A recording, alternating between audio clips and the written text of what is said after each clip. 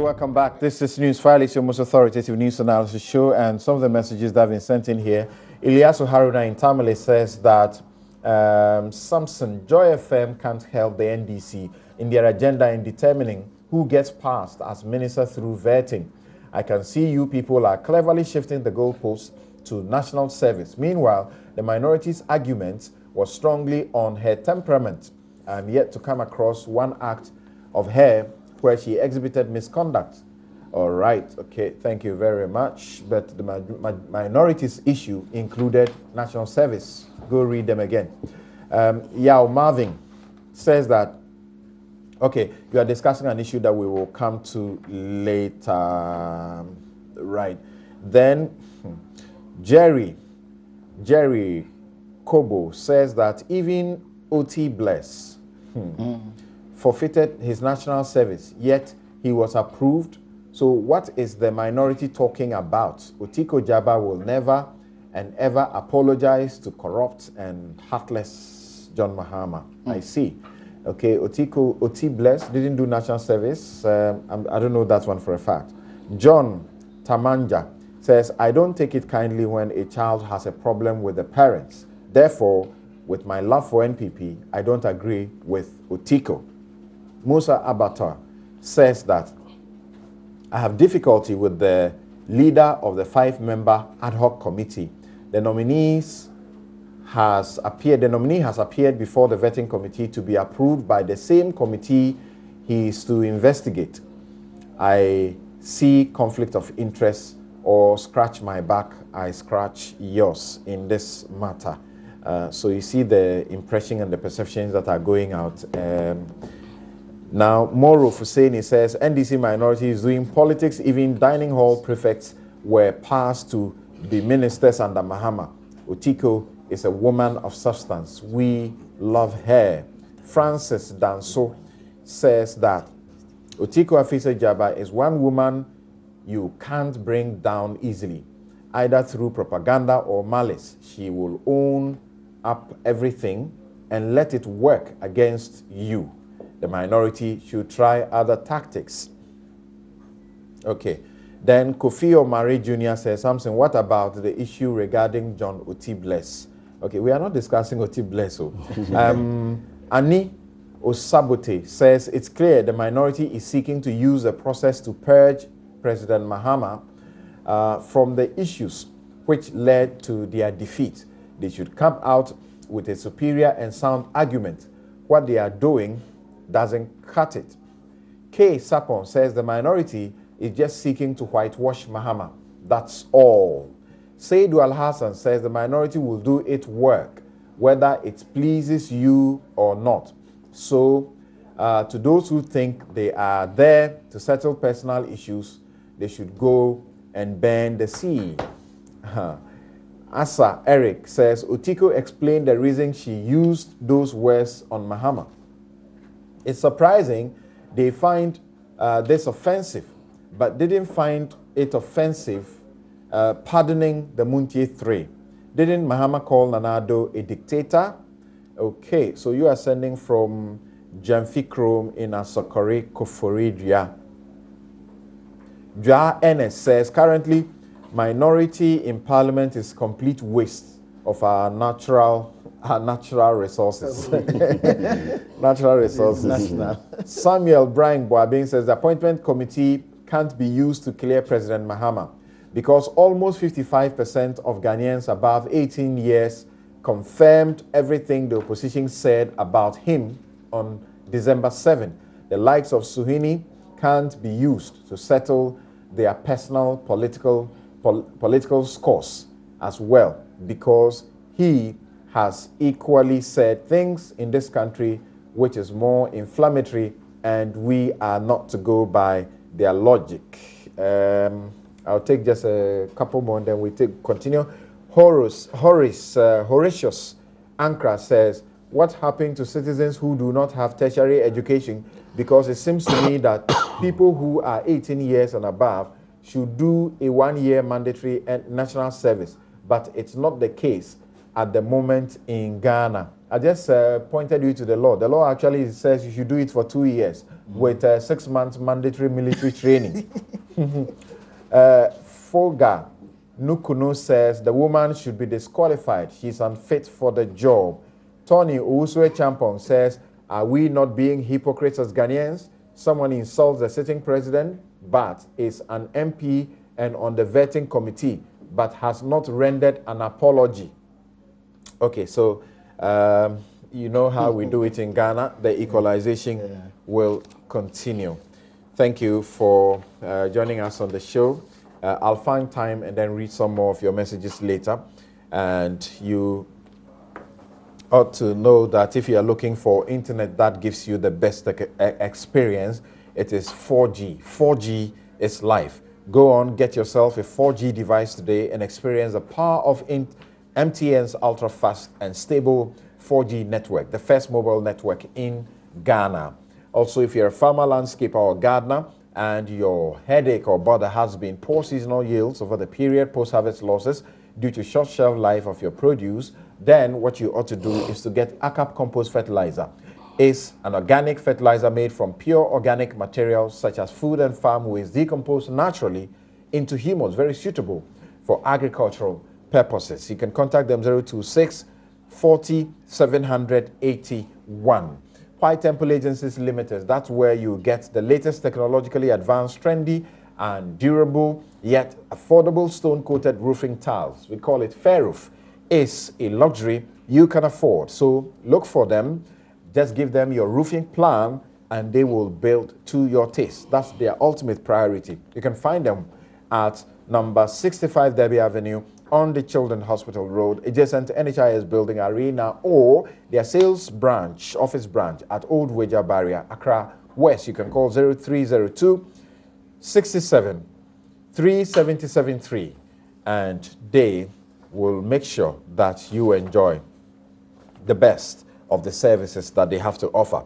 Also, still talking about MTN, you can enjoy Facebook for free, and that's what MTN is offering you. MTN free after one. Pay only for the first minute of your call on MTN free after one and enjoy free Facebook for the rest of the day. All you do is dial *315# to sign up. Terms and conditions apply. MTN, everywhere you go. Thanks for keeping your dials here. My guests in the studio, Yao Pong, Clara Berry, Adongo, and also Akomia, here looking at the issues that have taken center stage in the course of the week here in the country. Now, there are some that are actually asking really whether we should continue with national service and keep it as a compulsory as it is presently. There are those who have the view that we shouldn't keep it as a compulsory situation. People should do it if they want, and then we should just create incentives for them. If they do national service, they get some incentive for it. So you do it if you like, if you don't do it if you don't like, because government is even struggling to pay in national service. So keep it that way. Now, let's come to deal with some other matters that have come up in the course of the week. Is there some 7 billion Ghana cedis that is missing from the coffers? And is there also some 13 point how much million dollars? That is how much it is costing the country to put up a vice presidential house. Dr. Bawumia has been asking questions whether the gates are going to be made of gold and what else will be used to make the tiles in that house. Let's listen to what Dr. Bawumia has to say about a residence that he's likely to use. We have been very surprised by the fiscal data, the data on our expenditures and on our revenues. As we interrogated the data to see exactly why our public finances are in the state they are, we find out that there's 7 billion Ghana cedis of expenditures that have not been disclosed. And I'm talking 7 billion for ending the year 2020. 16. And these come from 2014, 2015, 2016. So where have they been hiding all these years? And how are you supposed to manage an economy with faulty data? And so we have to emphasize that, getting the data right is really very key, because it throws the entire budget into disarray. Can you believe in Ghana, we're building a house to house our vice president, and this house is supposed to cost $13.9 million. $13.9 million. I mean, what sort of a house is this supposed to be? I mean, is the gate made of gold, the pavement of gold, the blocks of gold? A house in Ghana for $13.9 million. I couldn't believe it. How many boreholes could we have done? But yes, this, of course, I'm 100% sure it didn't go through competitive tender. Otherwise, we would have known about it. It was most likely sole sourced. And there it stands, uncompleted at the moment.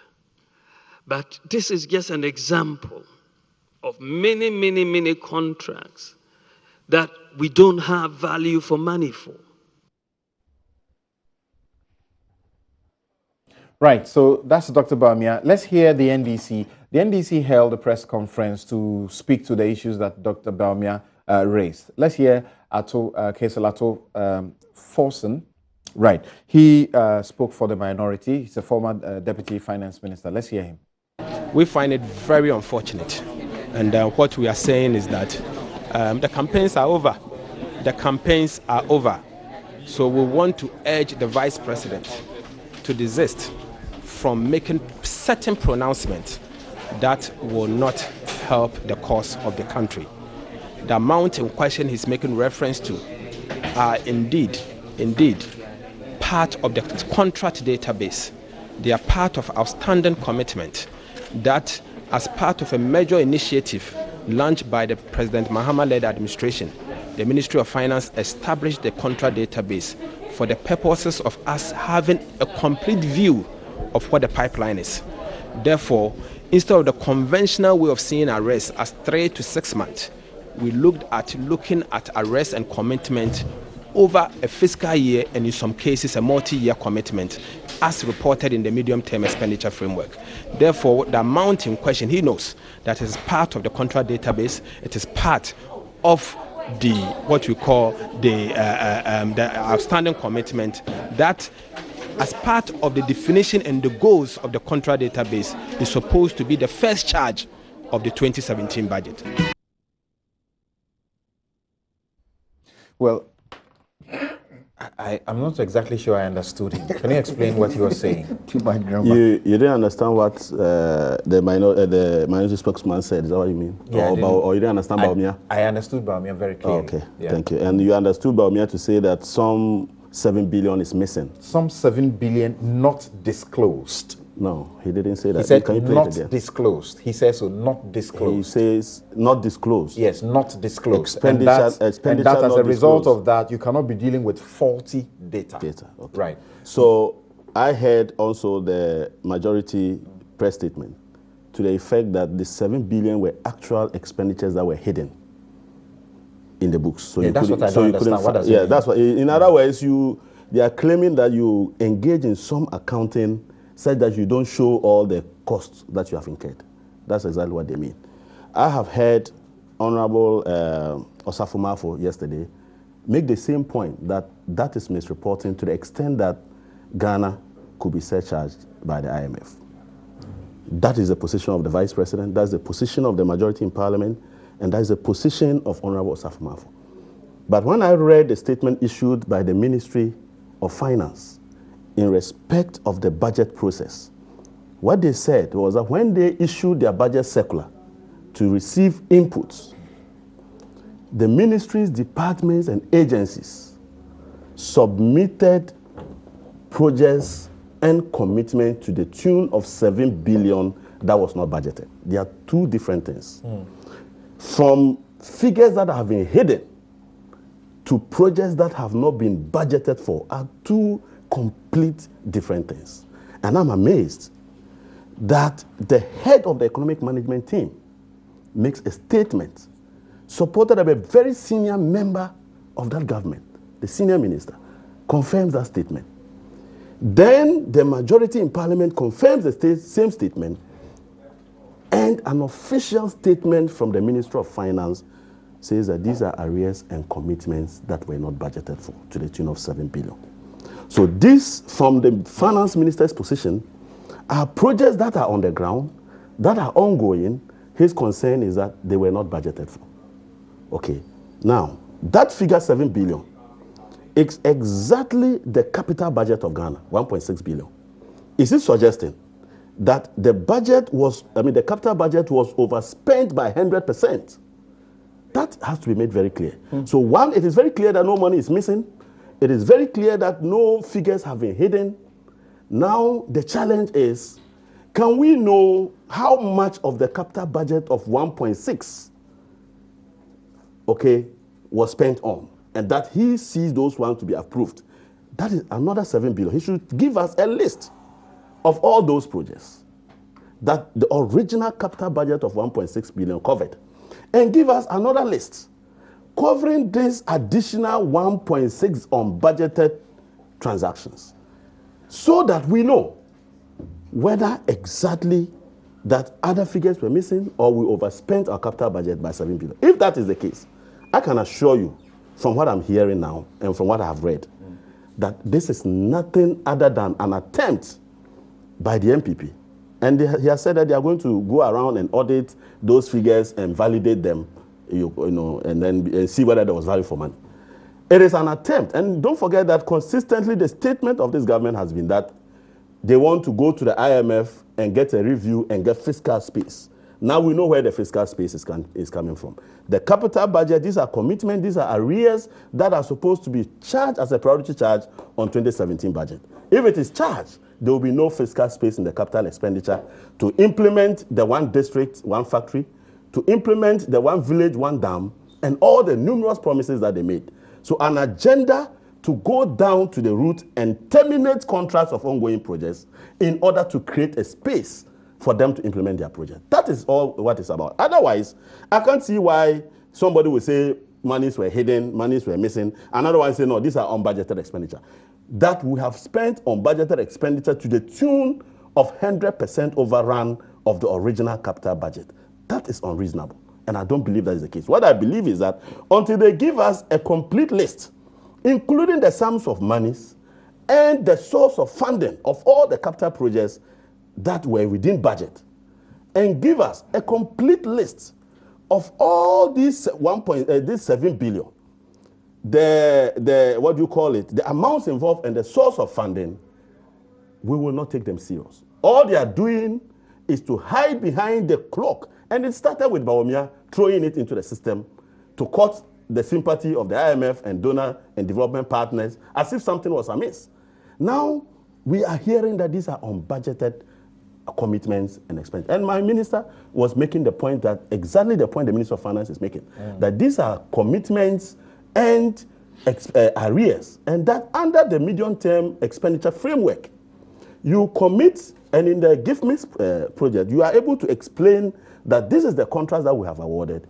This is how much we have spent on those contracts. These are the sources of funding for those projects. And at the end of the day, this is where we are with the additional funding to complete the projects. And so this is not any money that is missing anywhere. I see. How do you so explain the cost of the vice presidential building, 13 point what million? To be honest with you, I don't dollars, have $13.9 million. I don't have data on that project. We have heard presidential staff Clementa Park suggest that it was rather supposed to be $5.9 million. I have heard a figure of 5.9 billion, but I'm saying that $1 million. But I haven't seen the figures. Okay. I haven't seen the data. And I'm aware that yesterday, our General Secretary made a point that there will be an official position from the party and that they are gathering the data. So until I get the data, I won't be able to comment. But I am very surprised that this 7 billion is now becoming unbudgeted projects that now, they are going to audit and terminate those contracts and leave Ghana with what we, I mean, this judgment debts. That's where we are headed. Now let's hear you on the 7 billion not disclosed. Thank you, Samson. And the Ghanaians will find it strange that the NDC will pit themselves against Bawumia when it comes to credibility. Ghanaians will find it very strange. This government of the previous government of the NDC is engaged in lies and lies and lies and misinformation throughout the 8 years. It is Bawumia who has sought to throw the true picture on many of the financial and economic issues of this country. And at every turn, he has been proven right. Don't dare to pit your credibility against that of Bawumia. You will fail, and Ghanaians will laugh at you. Let me show you one clear example of how you've been lying your way through power. Just explain 7 billion. As against Bawumia. 7 billion. Samson, I have in my hand, this is the report on the Vice Presidential Official Building. Okay. This is the document, this is the original copy of the Architectural Engineering Services Limited, official residence for the Vice President of Ghana Cantonment. AESL? AESL. This is the official report on the building. It's got the building on the front page. Very detailed document. It's got contents on the project background, the site location, the objectives of the project, the scope of the consultancy, the scope of work, the post-contract stage. That's the first chapter. We're only interested in the cost. The chapter 2, I want to establish the authenticity of this document. Okay. It's the chapter 2 has got the work methodology on the main building, the outhouse, the second lady's office, the reception lounge, the security gate, the service yard, the external works, all of it. And it's got pictures showing each stage of the project and so on. Details on the costing of each stage, the amount of work done, the amount of work understanding, and the money. So all of it is here. Okay, and then the appendix actually has got a costing. Construction of residence of the Vice President, financial statement as at February 2016. It has got a description of the work. The second column has got the contract amount. The third column has got the actual amount spent. Now, when you look at page 2 of this appendix, because we don't have time, it tells you, total estimated cost of works, $13.968252 million. And amount spent so far is $8.179138 million. The amount outstanding is $5.789113 million. Oh, okay. So that's rather the outstanding amount that APAC is referring to. You can never understand the motives of the NDC. But it very clearly in this official document that should be available to APAC and his collaborators. Can I just have a feel of it? The total estimated cost of the works prepared by the AES is 13.14 billion. Let me have a feel of it. I want to look at a few things about it.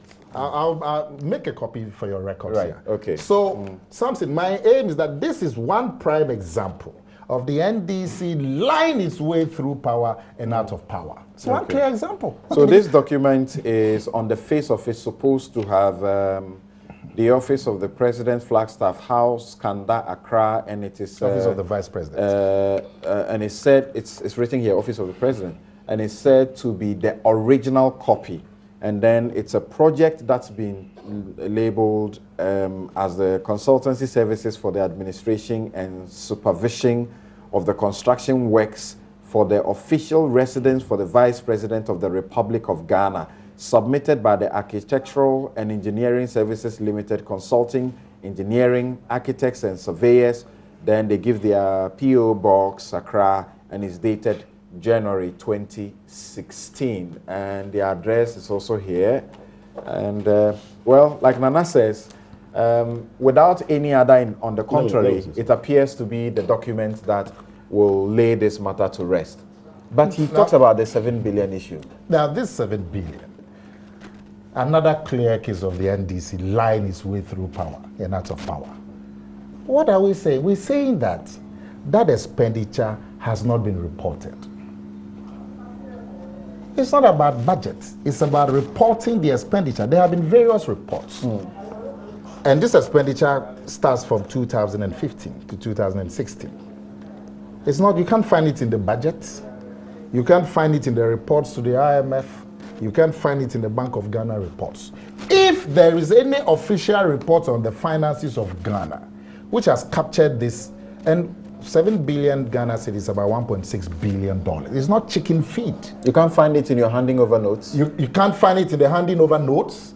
You can't find it in Bank of Ghana reports. You can't find it in the budget. You can't find it in the supplementary budget. You can't find it in the IMF reports. So indeed, we are in danger of the IMF sanctioning us because of this because you would have brought this sanction onto us because you are making this disclosure. No, the documents that are being looked at and these discoveries that are being made are also available to the IMF. And you see, Mr. Dongo maybe, I don't know where he was, but this is not the first time NDC has engaged in this behavior of deception. They did it in 1999 and were fined $32 million or so. Question is, what would be the motive? The motive is that data is critical to your planning.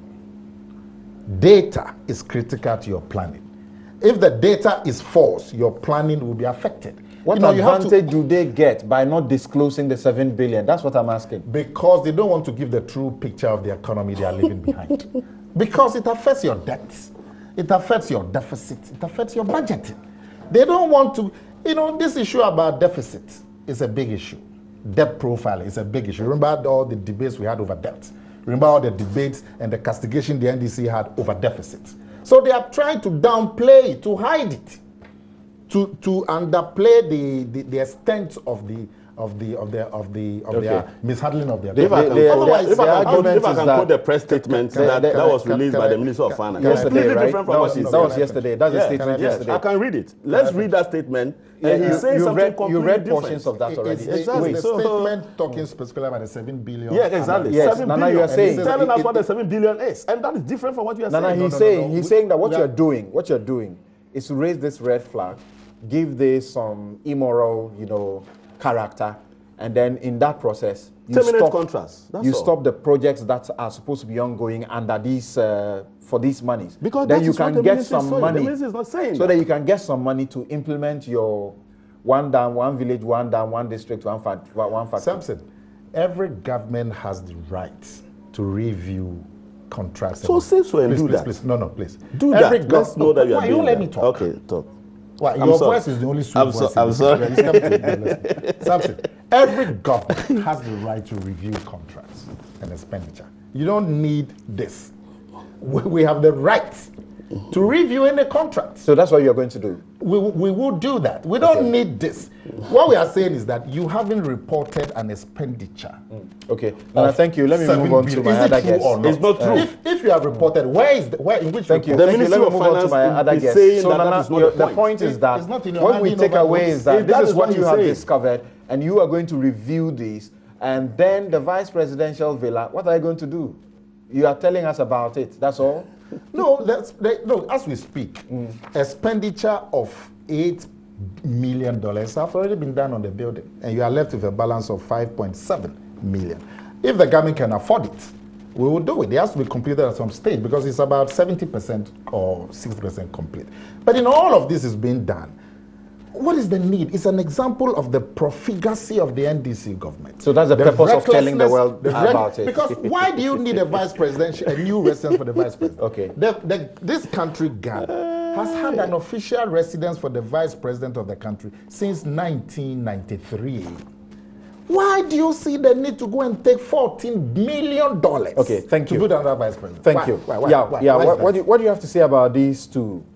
Well, the first part, I'm surprised, but pleasantly surprised to hear that there are some projects that have been completed or commenced, and it is the funds were unbudgeted. That is, if I understand the big grammatic financial That is what the Minister of Finance is saying. Yes. And I'm very grateful. I'm very grateful. That's what the Minister of Finance is saying. No person in this country, not the president, not a minister, has the right to spend public money without approval by Parliament. Okay. And which means that Parliament must be aware of the quantum and the purpose.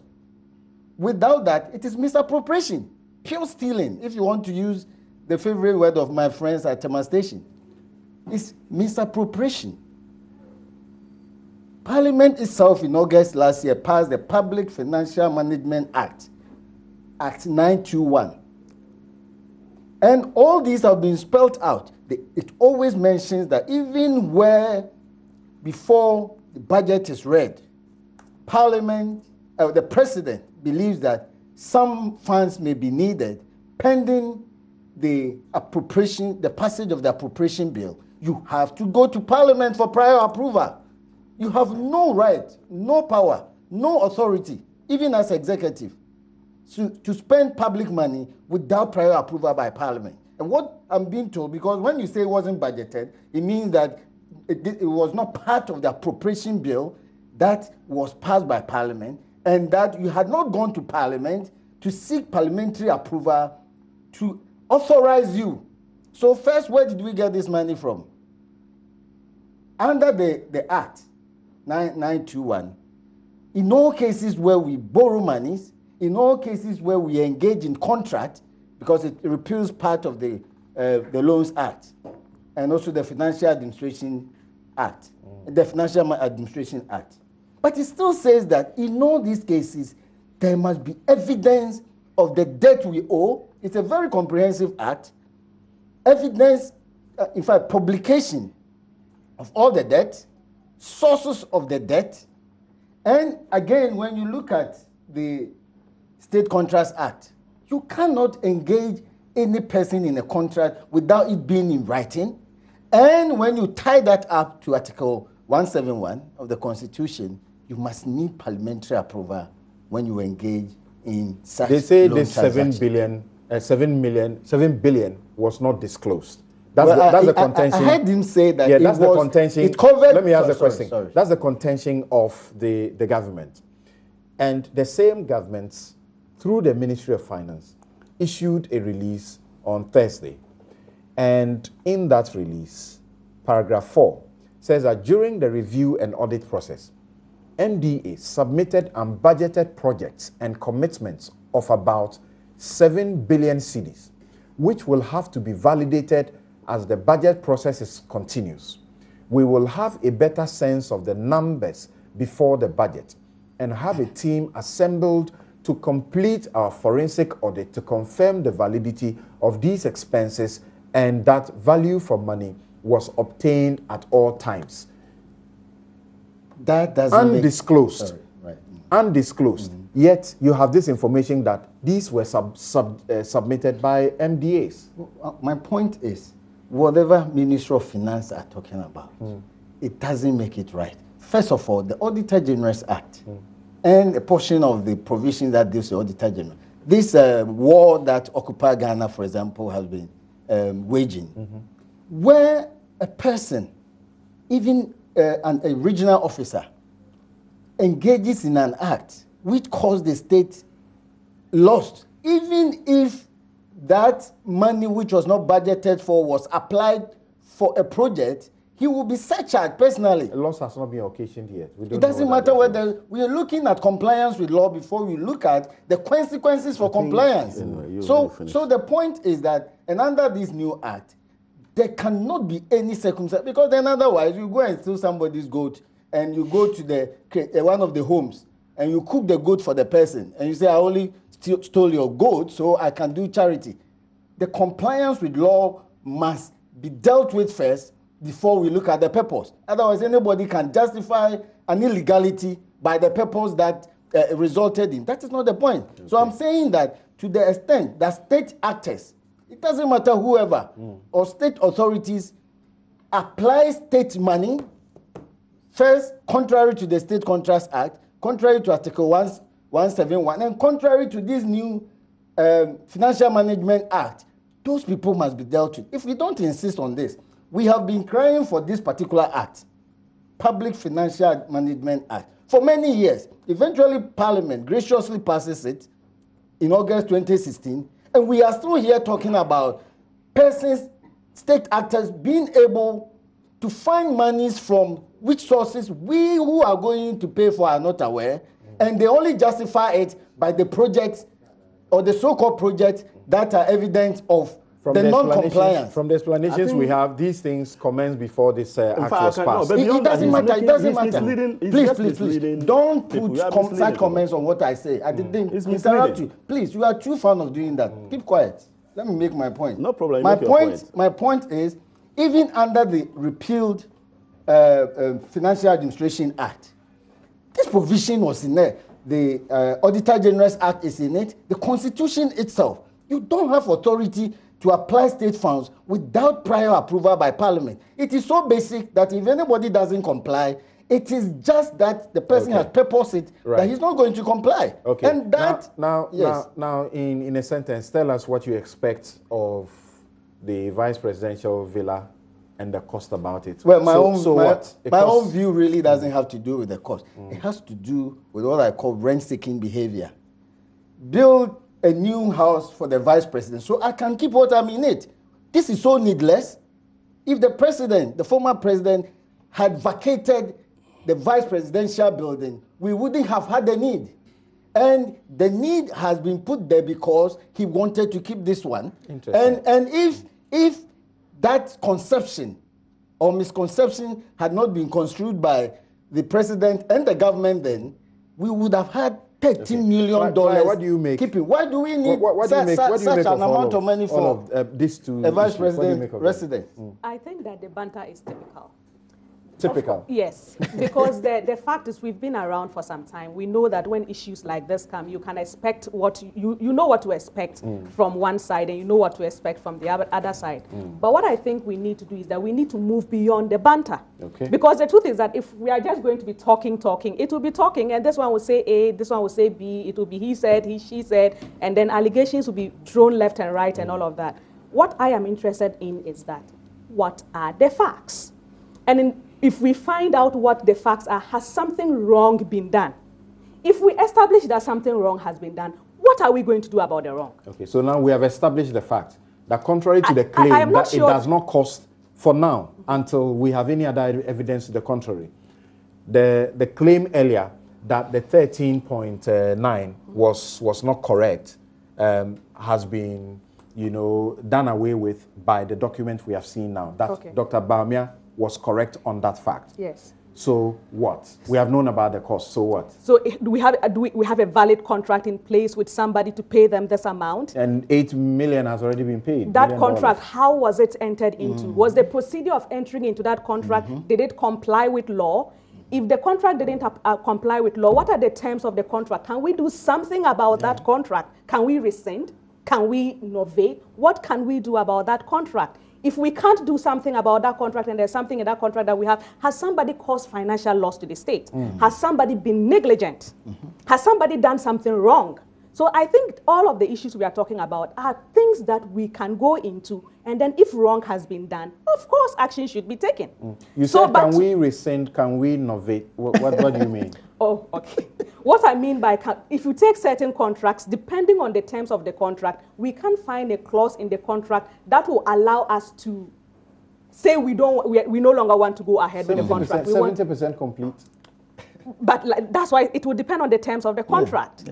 It will depend on there's a lot that it is difficult to say we can do A and we can do B without seeing the contract. It is after you have seen the contract that you will know your correct legal position, and then you can take. It is possible to have a contract where it is 100% complete and you still rescind the contract. Okay. It's possible. Can we innovate? What do you mean? What we can innovate is, are there terms under the contract that rather than what we have, we can make a new contract? A variation of the contract. So we can make a new contract out of the existing contract. but without benefit of seeing the contract, it is very difficult to say that we can do A, we can do B, or we cannot do A. We can't say that we cannot do anything because there's a contract. That's not true. Yeah, I'll ask the question whether there was parliamentary approval. So that's for him. Again, but that comes, we have to see the contract. It is from the terms of the contract where the money is, then we can look at all of these issues. But to just say that, well, you have done wrong, well, I haven't done wrong, you have done wrong, I think we need to move beyond that. Let us see the contract. Let us see the facts. What are the terms? What can we do? So I think we should be interested in what we can do from here. I don't think this is one of the situations where, as usual, the people of Ghana should just sit on our arms and be spectators and watch the parties go about. Spectators, don't worry. Yeah, we will be citizens. So we want to know what the terms of the contract is. The 7 billion non-disclosed. Who can take action? And if the person who can take action is not taking action, what can we as citizens do about that? Can we compel the person to take an action? Can we ourselves take action on it? Okay. You wanted to make a few comments, then we'll take a break again and return to do our final discussion, I think, including matters about some group of persons going around seizing cars that are supposed to be stolen state cars, so to speak. Yes, I think first, the issue about the credibility of Dr. Bawumia. Clearly, and the NDC. Today, I want Bawumia to come and tell us that the debt profile of Ghana is $39.5 billion. Then I will believe his credibility. What is it? That's what he said. No, and we said it was 26.5 at the time. Profile. Yes. And he said it was 39.5. Today he sits there, he will come and tell us our debt profile. And then we'll believe his credibility. But let me make the point. How about my good friend says a lot of things about the Public Financial Management Act. For goodness sake, when was it passed and when was it assented to? You are retroactively applying a law. But be as it may, he's not aware that our current budgeting system is a medium-term expenditure framework that is used. So even in that law that he's referring, there are multi-year expenditure commitment provisions. Because you can't say, I'm going to construct the Eastern Corridor Road and start it and finish it in 1 year. So definitely there will be arrears, there will be commitments that will span a number of years. That is why those provisions are there. Do you think you have explained Bawumia's point of non-disclosure? Because the Ministry of Finance itself exposes Bawumia. Let me tell you, the figures are not coming from anywhere. They are sitting on the GIFMIS. And in the GIFMIS, the contracting module, this information is sitting there. You know, the initial thing is, how do we now go to the public and let them know that, Charlie, this year, if we charge 7 billion to our budget, we'll have no space. So Bawumia was the first to do the mischief and say, it's missing. I mean, there are hidden figures. He didn't say it's missing. He said there are hidden figures. Not disclosed. Not disclosed, hidden figures. Then the Minister of Finance said, okay, they are unbudgeted for. And so we'll have to audit them and see what we can do about them. How much did we spend that was budgeted? They should tell us. Because that 7 billion is the equivalent of our capital budget. They want to just terminate John Mohammed's project and do their own. That's 30 seconds, we take a break. It's true. That's what it is. Okay, so Isaac, wait. Yeah. I mean, many Ghanaians will find it surprising that my brother here interprets the Ministry of Finance statement to be a contradiction of Bawumia's statement. No. The Ministry of Finance statement even makes the Bawumia statement, the implication, even worse. Bawumia is saying that you've hidden this expenditure. The Ministry of Finance is saying that those expenditures are not even in the budget. Bawumia did not say you hid it. Bawumia says you did not disclose. Yes, so let's keep to his words. Okay. Not disclose. Bawumia is saying you didn't disclose those expenditures. The Ministry of Finance is saying that those expenditures are not even in the budget. And then you are saying the Ministry of Finance contract. There are two different things. Anyway, you go on. Yeah, because clearly what Samson read, the Ministry of Finance is saying these are not budgeted for. And then Bawumia is saying these have not been reported. So number two things, you haven't reported them. Two, they are not in the budget. And you are here happily saying that we know. Okay, thank you, gentlemen. Thank you, gentlemen. We'll take a break here. We'll be right back to wrap up the discussion. You are not taking contradictory positions.